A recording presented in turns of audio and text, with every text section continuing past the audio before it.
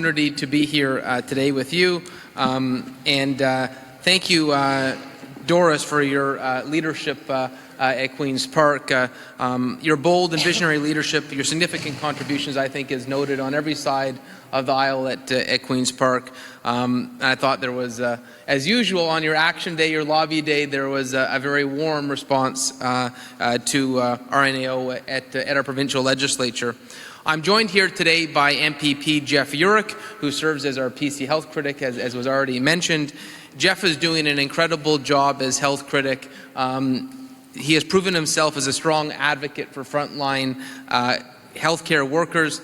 He's a pharmacist as a background, is passionate about healthcare. He looks for efficiencies in the system and is trying to root out waste, hoping that that can be directed entirely to frontline care. Jeff has also been a strong advocate for preventative care.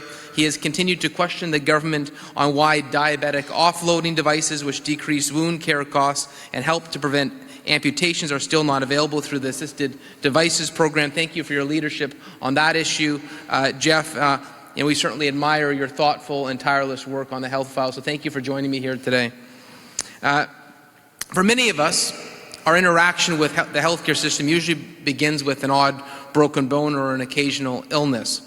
For me, when I think of healthcare, I think of my late grandmother, Edna Tascona in Barrie. She was a blue coat at our hospital for 45 years. In RVH, the volunteers are the blue coats. And when she passed away and we were cleaning up her home, she had her volunteer certificate on her wall. And so now I put it behind my desk at Queen's Park as a reminder that dedication to healthcare that my grandmother put at the heart of a community is for me a reminder of how important healthcare is. Registered nurses and nurses.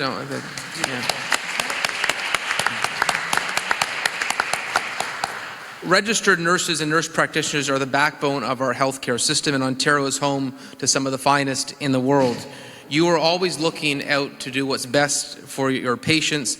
It's registered nurses and nurse practitioners who see us through illness, keep a patient on track towards wellness, and go well beyond the line of duty, despite year after year being forced to do more with less. And I recognize that. Many in your profession, I've talked to my two aunts, where now retired, but in your profession, and I know it can be very difficult work. Even, my friend Natalia Kuzendova, who's a delegate here today, worked in my office. It was her birthday yesterday, by the way. Happy birthday, Natalia. But some of the challenges in the system, like my aunts have, like Natalia has, they're real. And the strain that you have to bear is enormous. For years now, our healthcare system has been facing a quiet but consistent diminishment. After 13 years in power, there's some challenges that we're seeing across the board. It frustrates me when I hear these stories. Every time I hear about a child who was in an emergency room for hours, an adult son or a daughter struggling with the confusing and frustrating process getting their parent into a long-term care home. We have to do better for our families, better for our seniors. We have to do better to equip and support our frontline staff. Years of government waste and mismanagement have meant that we've seen fiscal room crowded out of healthcare. We're putting our provinces at the brink. We've had 4 years of freezes on our hospitals. And now it's only a 1% increase on part of the budget that barely even covers the hydro increase. And when you have 0% freezes year after year and collective agreements that are well beyond 0%, it means that there's cuts. There's full-time positions that turn to part-time positions. There's operating rooms that aren't being used, and there's cuts. And there is cuts. The government will talk about the fact there's more nurses than there was in 2003. Well, of course there was. Ontario is a growing population. 300,000 new Canadians a year come to Canada. We have our population grows every single year. So of course we're going to have more nurses than we have in 2003, but you're doing more with less. That's the problem. We've actually seen 1,600 nurses that have lost their position in the last year. That's not right. It's not sustainable.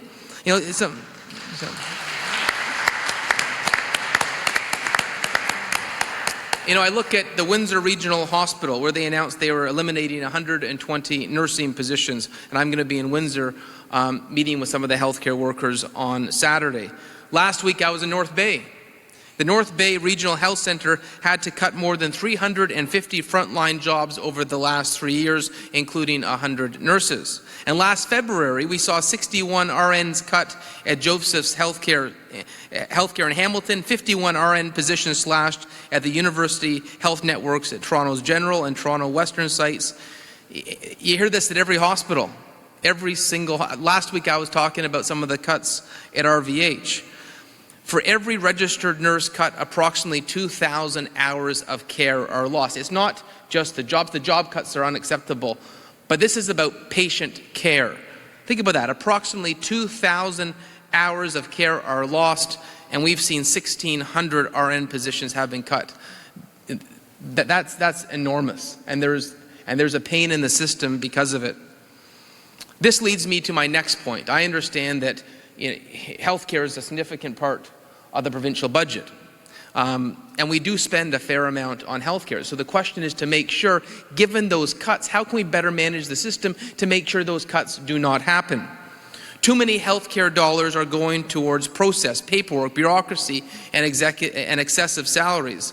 Not only does it not make sense, it's simply not sustainable. In 2003, the Ministry of Health and Long-Term Care had 5 Associate Deputy Ministers of Health. Now the government has 20. Think about that, 5 to 20. 13 years and $8 billion later, the government still can't tell Ontarians when they will have a functional electronic health record system and how much it will actually cost them. The Auditor General talked in the report. Remember, everyone talked about being $1 billion the government couldn't account for on e-health? Now it's $8 billion. $8 billion. Registered nurses and nurse practitioners spend too much time doing tedious or repetitive paperwork when they want to be spending their time with patients. A working e-health system would have helped in that regard. Ontario home care agencies, you talk about spending too much on administration. According to the Auditor General's report, we now spend $1 billion on administration. $1 billion on administration, or 39% of their total budget. Today, the Minister of Health talked about the goal was 5%, and they hope to get there. Well, you're nowhere close when you're spending 39% on administration and home care. That is a stat that is scary, frankly, because those are dollars that aren't getting to frontline care. CCAC CEO salaries went up by 27% between 2009 and 2013 alone. And now the government solution is Bill 41, which only grows needless and expensive bureaucracy. A confidential memo issued to the Southwest LHIN revealed the creation of 6 new vice president positions. Similar changes are expected to roll out across the province, meaning, according to the documents, we're going to have 84 new vice presidents at a time when our system is struggling. And whether you call it a LHIN vice president or a sub-LHIN, you're splitting hairs. We don't need 84 new vice presidents. I don't need more administration in healthcare. I want to make sure every penny we have gets to you to actually care for patients. We don't need more executive paper pushers. We need to make sure that every one of these positions are protected, that we don't have less healthcare workers, that we actually give you the tools to care for patients. And that's why we continue to raise this at Queen's Park, that the growth of administration is unsustainable. Patients and the frontline healthcare professionals like you should be the priority and focus of our healthcare dollars. Patients, not paperwork. Registered nurses and nurse practitioners, not more executive administrators.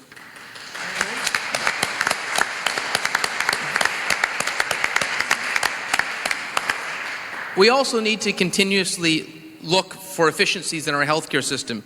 You know better than most what's working and what needs fixing. It's one of the reasons why I told the team building our health policy, Jeff and Francesca Grosco, to sit down with Doris, because people who live and breathe the system will have the best ideas and the solutions. You know every time when you treat a patient how it could be done better, where there's efficiencies that are lost. You know how to treat an elderly patient in a hospital bed that would be better off in a long-term care home. You've seen it, you live it, you breathe it. I believe a government needs to do better by those patients by listening to our frontline healthcare workers. Better for patients is the focus of our policy. This is everything in healthcare has to be about patient care. Now, I want to note that earlier today, we talk about the expansion of the scope of practice, that Eric Hoskins has said that we're going to see open prescribing. And I want to say, give the government credit where it's due. There's no monopoly on a good idea. I'm glad they've taken this initial step, and good on the government, and we'll support them in that. So thank you for...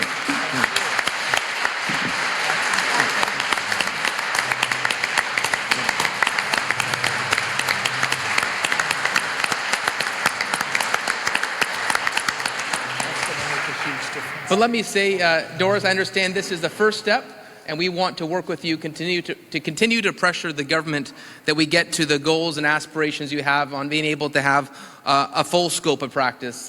And the recommendations you made on that are ones that certainly we're big supporters of in the Ontario PC caucus.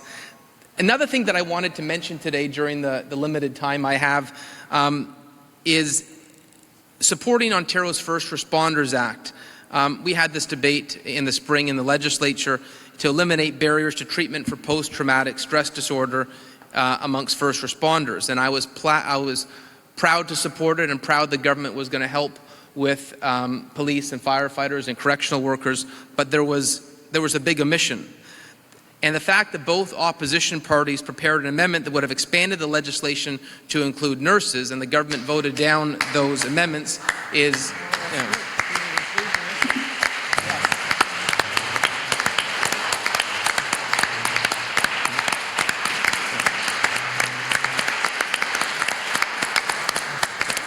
Now we're applauding the fact that we need to make sure that nurses are added to the Supporting Ontario's First Responders Act, not the fact that the government voted against those amendments. That's what we're applauding. We need to be but we're going to continue to push that amendment, and I can tell you that if we can't pressure the government to correcting that omission and making sure that it includes registered nurses and nurse practitioners and healthcare workers, that if the government does not attend to that we will when we have the honor to govern, hopefully in 15 months. Is that something we were disappointed not to see as part of the legislation?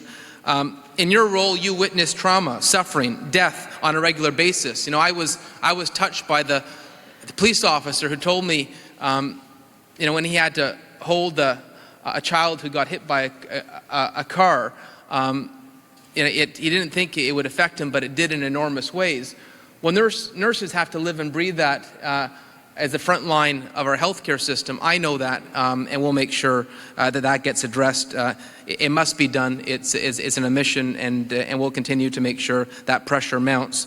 The last thing I wanted to mention, because I know I'm on a time clock here, and I want to be respectful of that, is we've started our policy process to build our platform.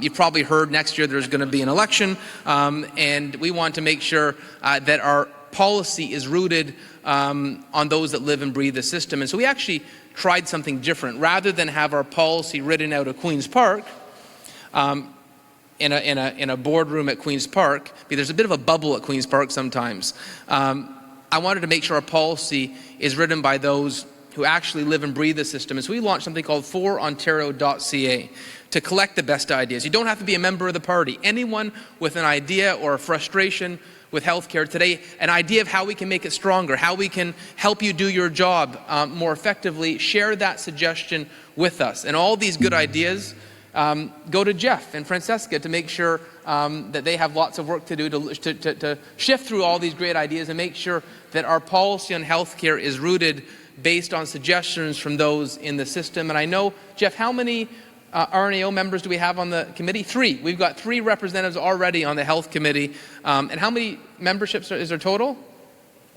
21 members. So that's great that we got 3 RNAO members. So thank you for ensuring we have that strong voice. And no, we will welcome your suggestions at any time. It is a real pleasure for us to work with RNAO. We know We know that when it comes to what counts for families, it's a strong healthcare system, and no one has a greater stake, no one has got a greater interest in that.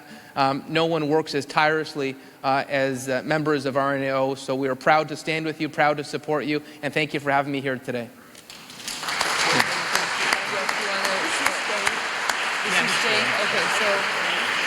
Okay, so maybe Jay.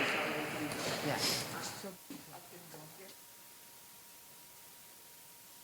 You want me to say a few Yes, words? please. Oh, sure.